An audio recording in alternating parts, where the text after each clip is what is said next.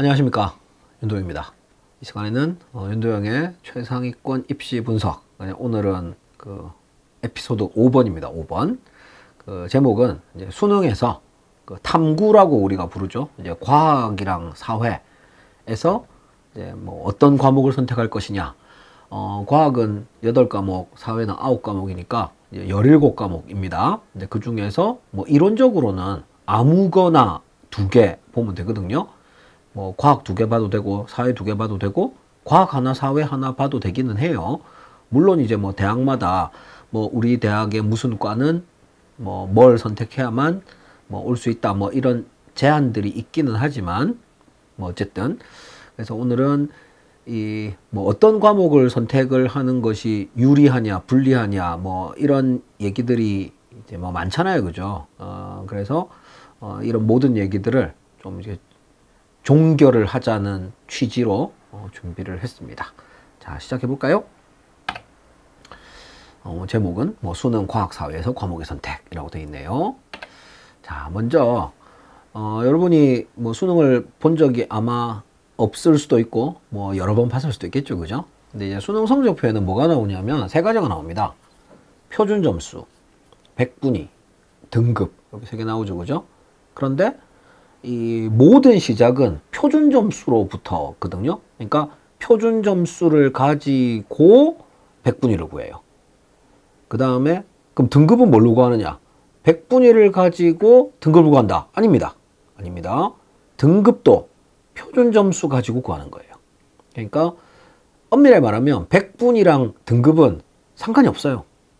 우리가 이제 대충 일반적으로 잘 모르시는 분들은 그냥 대충 얘기할 때는 이제 4%까지가 그 1등급이고 11%까지가 이제 그 2등급이고 뭐 그렇잖아요, 그죠? 그 말은 맞아요. 그런데 거기서 말하는 4%, 11%란 게 백분위를 가지고 구한 게 아닙니다.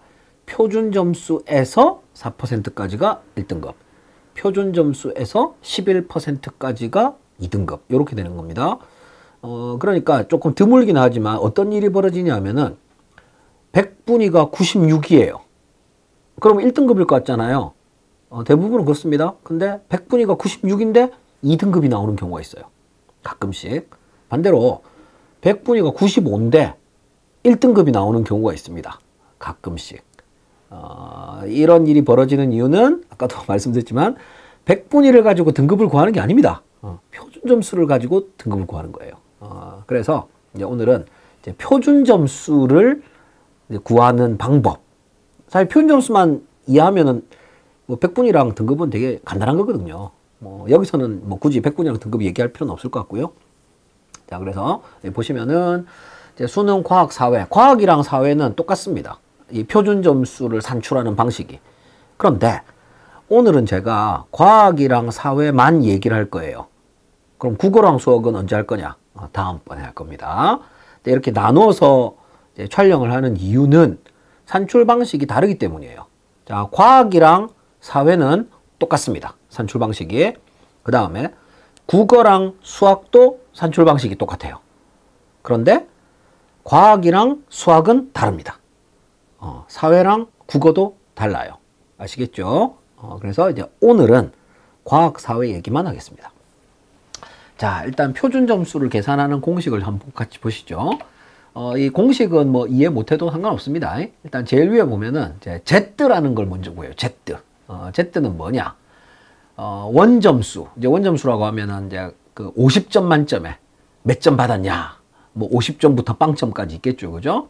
이제 원점수에서 평균, 뭐 당연히 과목마다 평균이 다르겠죠. 그죠? 이제 그 과목의 평균을 뺍니다. 그 다음에 이제 표준 편차. 표준 편차 이렇게 들어가면 조금 까다롭죠, 그죠? 뭐 그냥 표준 편차라는 게 있어요.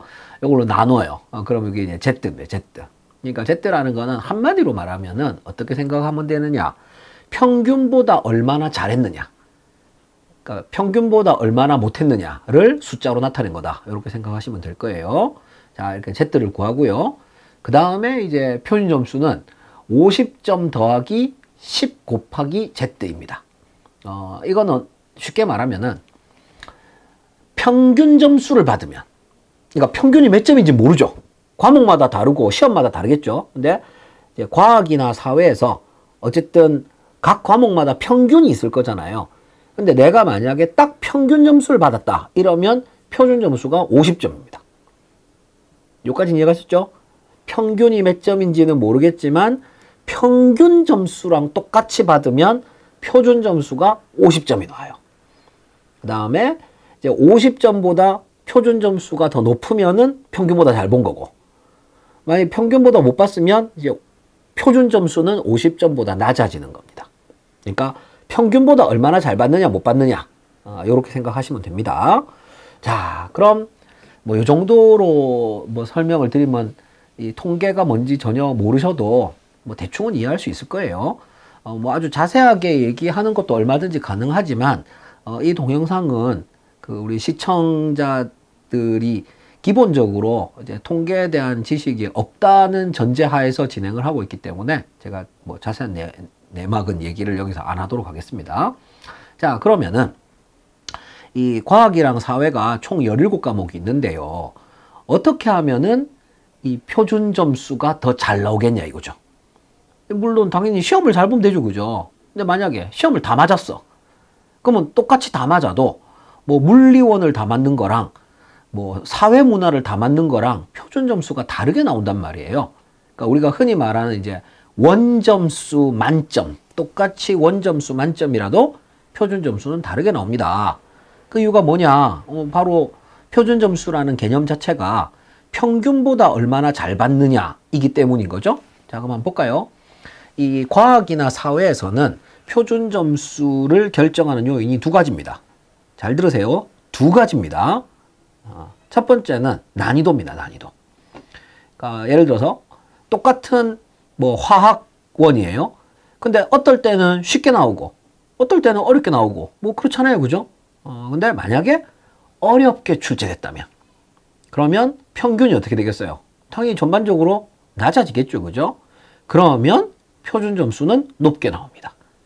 평균이 낮아질수록 이제 다 맞으면 똑같이 다 맞았어도 평균이 낮으면 평균보다 훨씬 더 잘 본 거잖아요.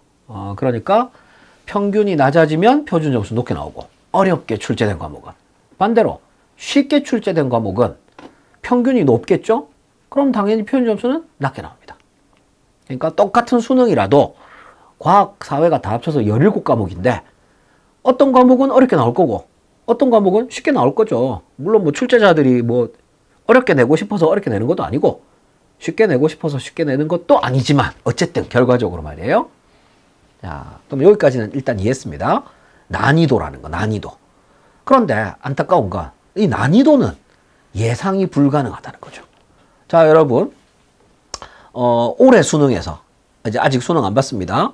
자, 올해 수능에서 사회가 총 9과목이 있거든요. 생윤부터 사문까지. 이 9과목 중에 어떤 과목이 제일 어렵게 나올까요?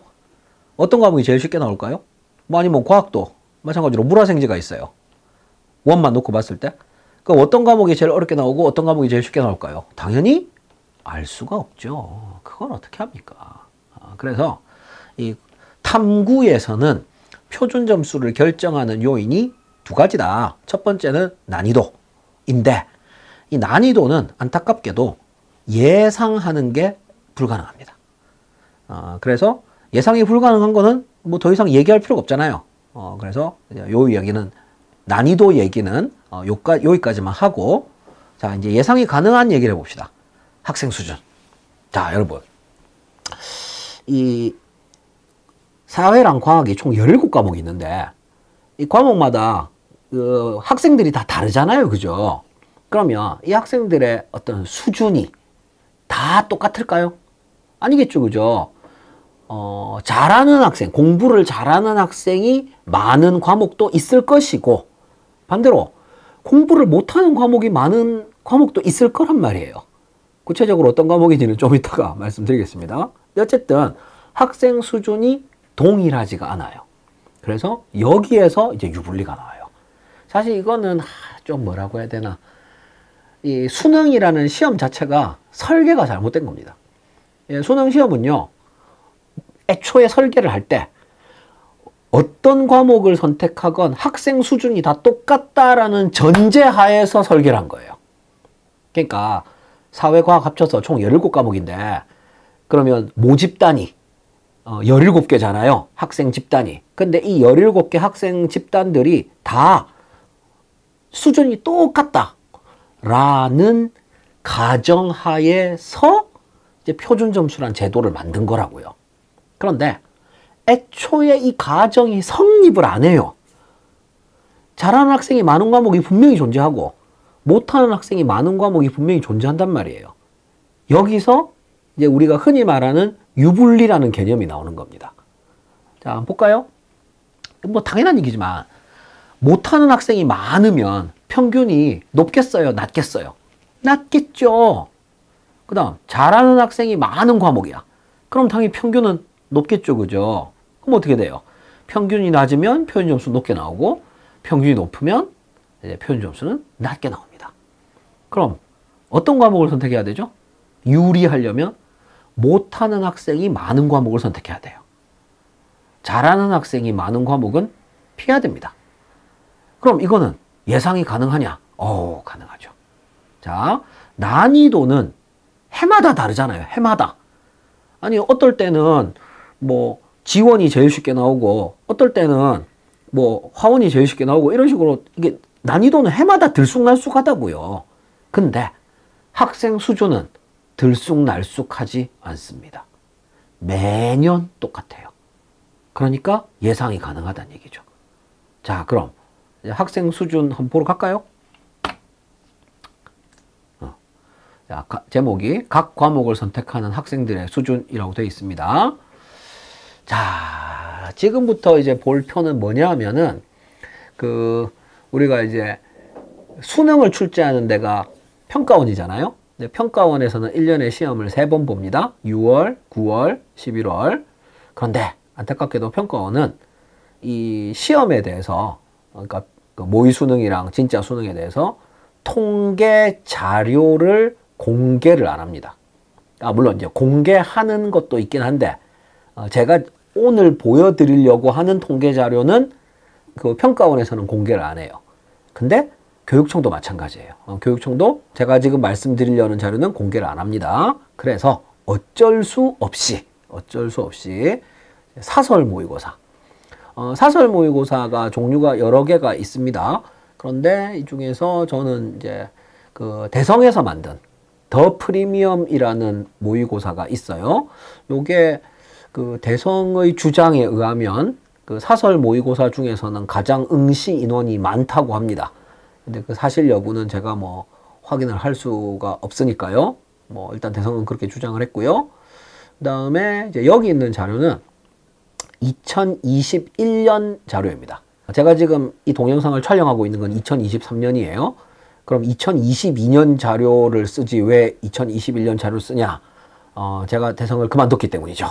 그래서 2022년 자료는 뭐 제가 뭐 대성에 부탁을 하면 줄까요?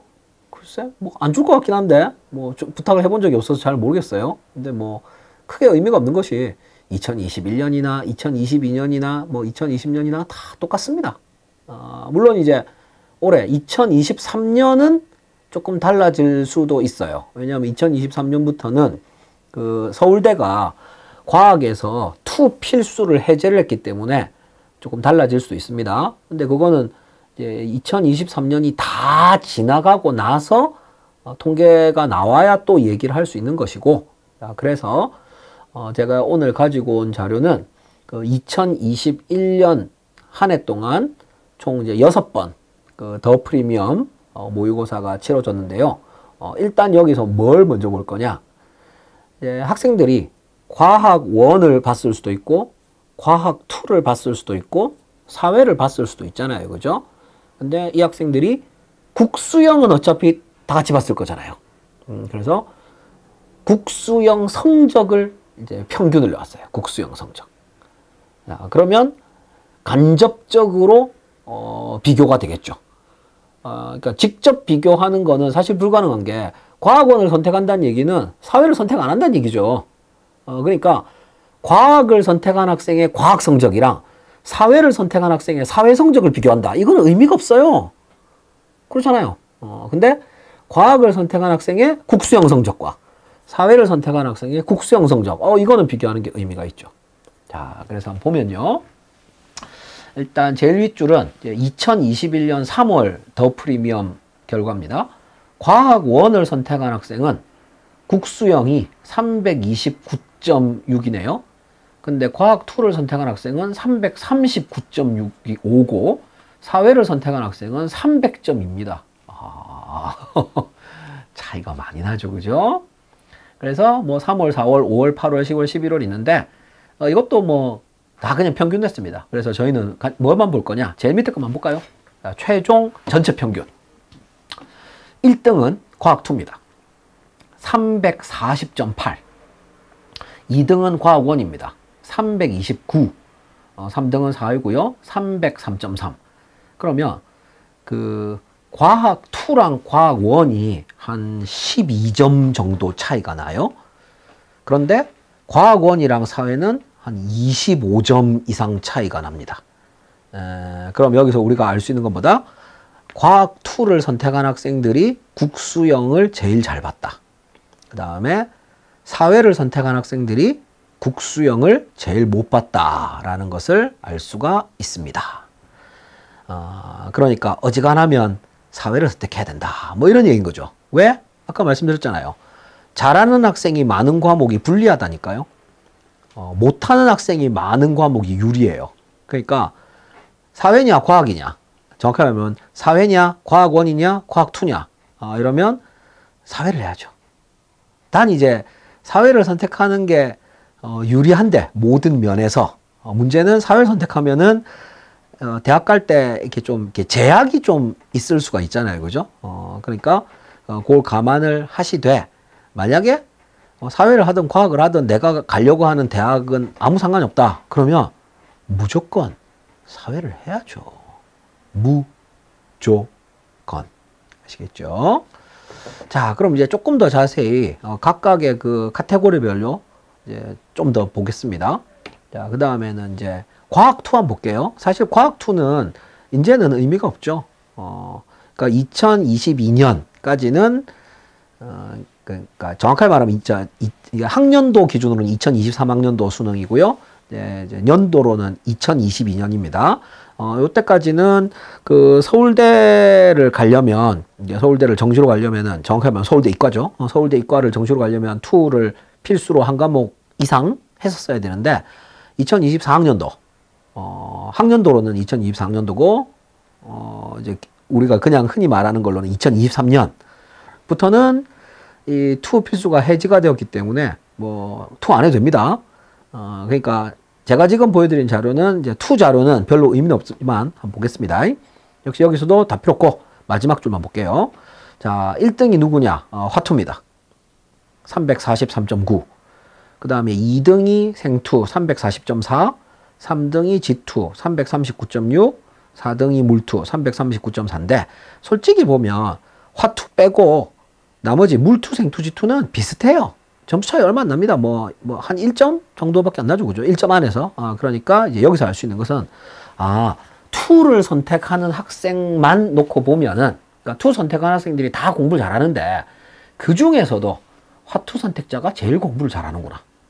근데 나머지, 물투, 생투, 지투는 그냥 뭐 비슷비슷하구나. 라는 것을 알 수가 있습니다. 난 이거는 이제 2023학년도 수능까지만 그렇다는 거고 2024학년도부터는 뭐 어떻게 달라질지는 좀 두고 봐야 될 것 같습니다. 근데 뭐 어차피 여러분 투 안 할 거니까 상관없죠. 자, 이제 원 보겠습니다. 자, 원은 역시 마지막 줄만 보면요. 물리원이 328.6, 그 다음에 화원이 332.4, 생원이 327.5, 지원이 327.4입니다. 역시 화원이 압도적인 1등이죠. 2등이랑 한 4점 차이 나니까. 근데 2등, 3등, 4등은 또 비슷해요. 그리고 3등, 4등은 뭐 거의 똑같죠. 뭐 생원이나 지원이나 0.1점 차이 나니까. 근데 이제 물어는 그래도 한 1점 정도 차이 나니까.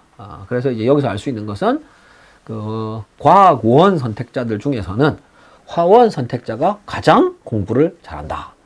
그 다음에 이제 물어는 뭐 생지랑 별 차이는 없다. 근데 생지보다 조금 잘한다. 조금. 진짜 조금. 그 다음에 이제 생지는 우리 학생들 말로는 뭐 자강두천이라고 하죠. 그죠? 뭐 독인객인이라고도 하고, 그러니까 똑같다. 둘 다 제일 못하죠. 원 중에서는. 그래서 이제 제가 한 얘기가 아시는 분은 아시겠지만, 어지간하면 제가 사회를 하라고 했었고요. 꼭 과학을 해야 되는 상황이면 뭘 해라? 이제 생지를 해라. 이런 말을 했었습니다. 그게 다 이유가 있는 겁니다. 이유는 딱 하나. 사회를 하는 애들이 제일 공부를 못하기 때문에 사회를 하라는 거고, 그 다음에 과학 중에서는 생지하는 애들이 제일 공부를 못하니까 생지해라. 그 이야기예요. 가끔씩 보면, 이제 제가 생명을 가르치니까 생지하라고 하는 거 아니냐. 이런 식으로 말씀하시는 분들도 계신 것 같아요. 그렇게 생각하실 수도 있죠. 원래 보면 그런 말 있지 않습니까? 부처 눈에는 부처만 보이고, 돼지 눈에는 돼지만 보인다고. 본인들이 매사에 그 사고를 그런 식으로 하고 행동을 그런 식으로 하니까 남들도 그렇게 생각하고 행동하나 보다 그렇게 받아들일 텐데 저는 그렇지 않습니다. 제가 여러 번 여기저기서 얘기했지만 저는 돈을 잘 법니다. 여러분이 뭘 생각하시건 그보다 더 돈을 잘 벌기 때문에, 그리고 잘 벌기도 하지만 돈이 많기도 합니다. 그러니까 이런 사소한 거 가지고 내가 애들한테 생지하라고 막 꼬시면 내가 돈을 한 푼이라도 더 벌 수 있겠지. 최소한 저는 그러진 않습니다. 지금도 충분히 잘 벌고 있고요. 자, 어쨌든 과학은 요렇고요. 자, 그 다음에 이제 사회로 가볼까요? 사회는 이제 생윤, 윤사, 한지, 세지, 동사세사, 경제, 정법, 사문 이렇게 9과목인데, 자, 압도적 1등이 경제입니다. 경제. 경제가 317.6. 그 다음에 압도적인 2등이 정법입니다. 311.7. 그 다음에 압도적인 3등이 사문입니다. 305.2. 여기까지 1, 2, 3등은 너무 이제 간격이 큰데요. 문제는 나머지 다 똑같다는 거죠. 4등 생윤, 5등 윤사, 그 다음에 6등 세사, 7등 한지, 8등 세지, 9등 동사인데 다 고만고만해요. 점수차가. 숫자 보시면 다 이해가시죠? 다 0점 몇 점 차이 나지 않습니까? 그래서 제가 봤을 때는 경제 전법은 꼭 피해야 되고, 그러니까 사회를 하면 경제 정법은 꼭 피해야 되고, 사문도 굳이 사문을 할 필요는 없긴 한데, 제일 좋은 거는 이제 우리 4, 5, 6, 7, 8, 9, 요 6과목. 요 6과목 중에서, 그러니까 생윤윤사, 한지세지, 동사세사. 요 6과목 중에서 이제 2개를 하는 게 가장 합리적이긴 한데, 싫을 수도 있잖아요. 그죠? 그러면 어쩔 수 없이, 그러니까 사문을 한다.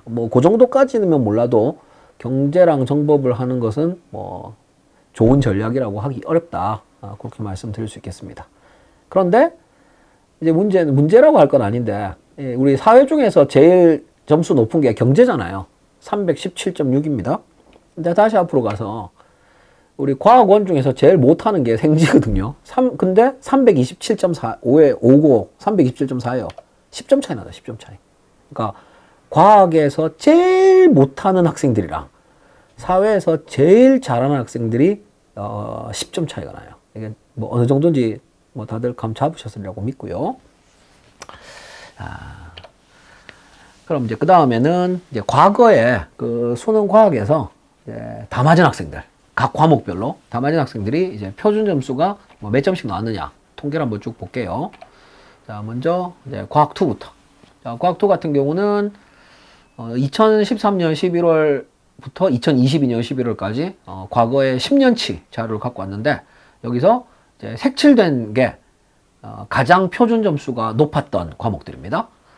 총 10번 시험 중에서 물2가 2번, 화2가 4번, 생투가 2번, 지투가 2번. 화2가 제일 많긴 한데 나름대로 골고루도 그죠. 여기서 이제 좀 이제 우리 학생들이 이상하다고 생각할 게, 아니 선생님 좀 전에 앞에서는 그 못하는 학생이 많을수록 표준 점수가 높게 나온다고 그랬잖아요. 그죠? 그다음에 잘하는 학생이 많을수록 표준 점수가 낮게 나온다고 그랬어요.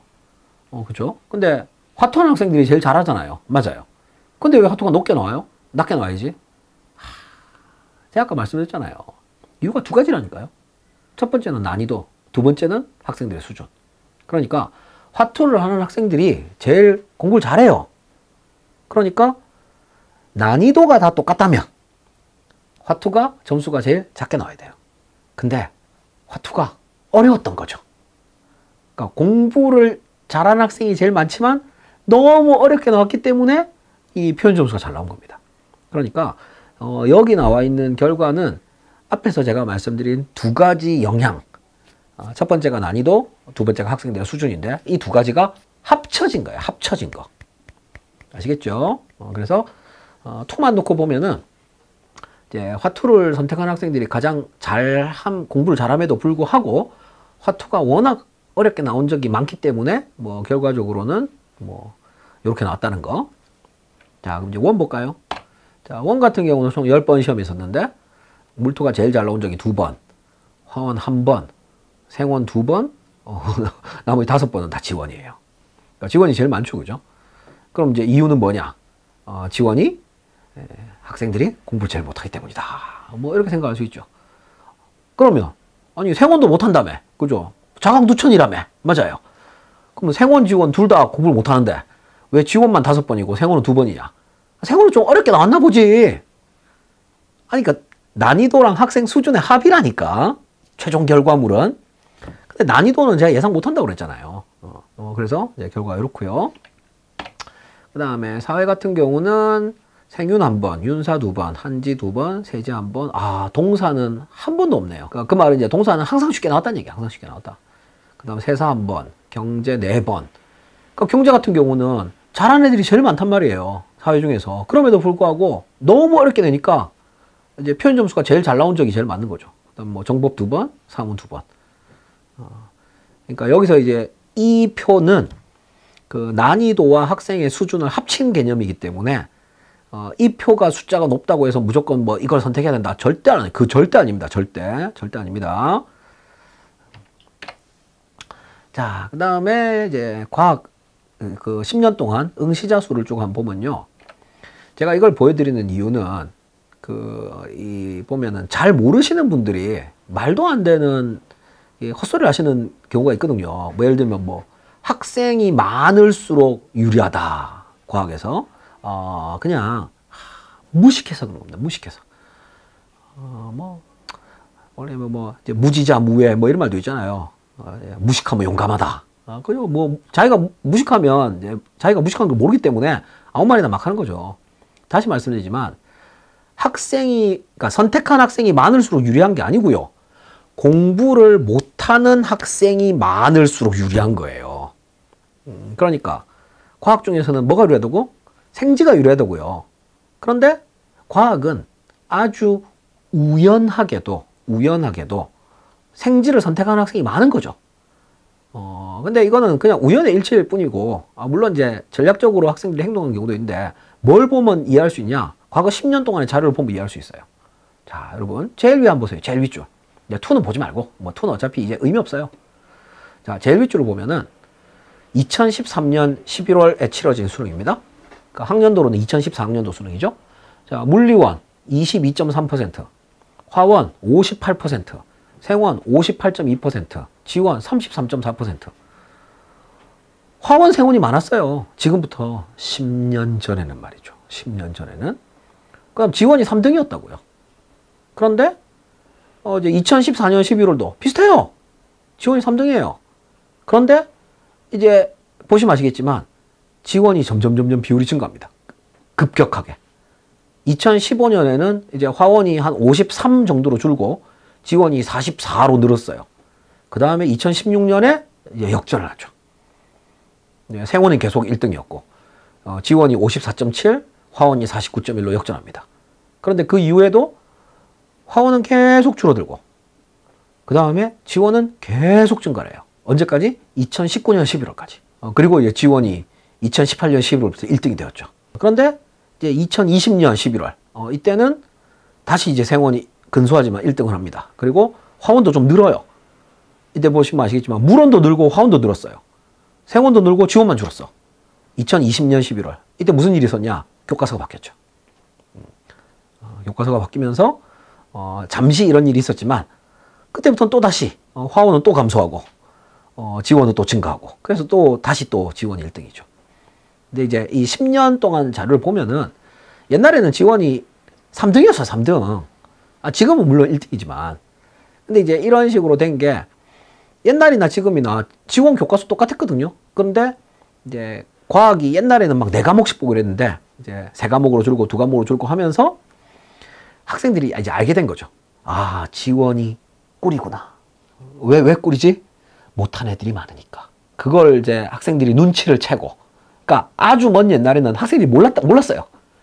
지원하는 애들이 제일 못한다. 라는 걸 몰랐다고. 그래서 다 화원하고 앉아있었던 거예요.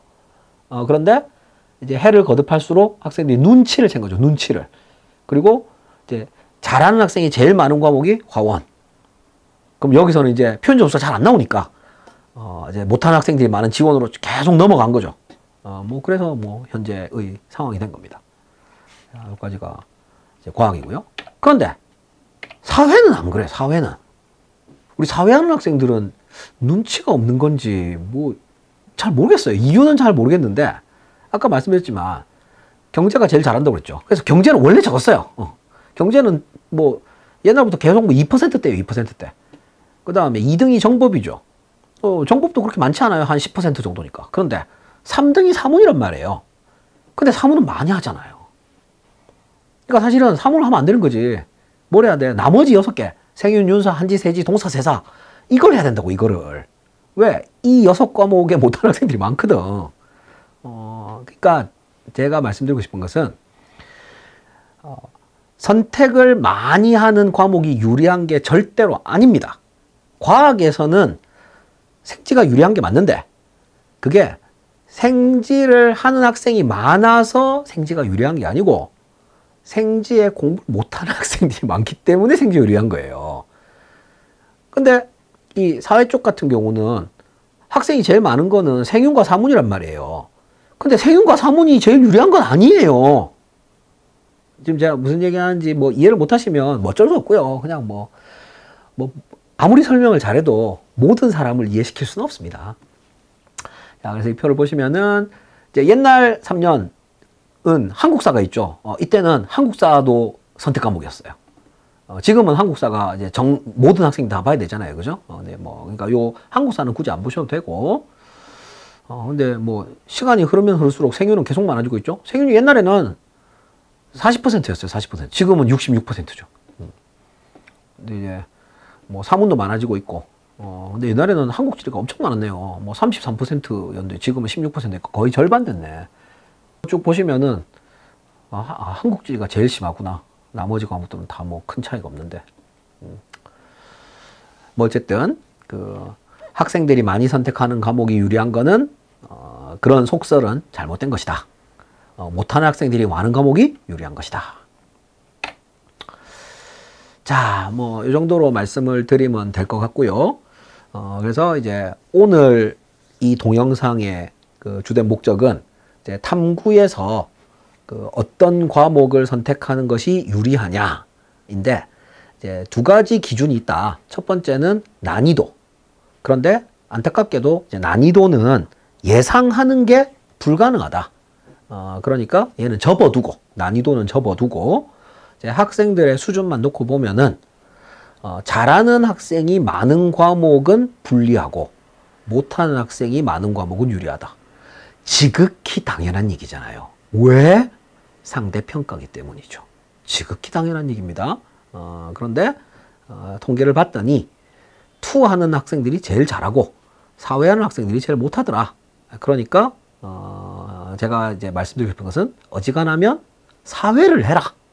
자, 그런데 어쩔 수 없이 과학을 해야 되는 상황이다.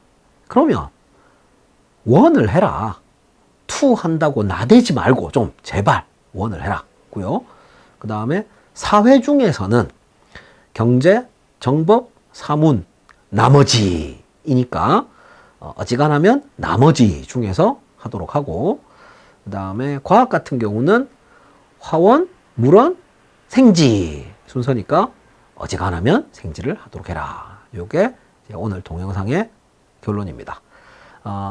이제 과학이랑 사회는 요 정도로 말씀을 드리면 될 것 같은데, 이제 다음 시간 뭐라고 하지? 소개, 예고편을 하자면, 이제 다음 시간에는 국어랑 수학 얘기를 할 건데, 국어랑 수학은 과학, 사회와는 또 다릅니다. 표준 점수 산출 방식 자체가 다르기 때문에, 그러니까 제가 오늘 말씀드린 모든 내용은 과학과 사회에만 국한된 이야기이니, 제가 오늘 말씀드린 내용을 국어랑 수학으로 확대해서 해석하시면 안 됩니다. 그건 이렇게 잘못 이해하는 거는 제 책임이 아니라는 거죠. 자, 오늘은 여기까지 해서 윤도영의 최상위권 입시 분석 5화 마치고요. 저희는 다음 시간 6화에서 다시 또 재밌는 내용으로 찾아뵙겠습니다. 감사합니다. 지금까지 윤도영이었습니다.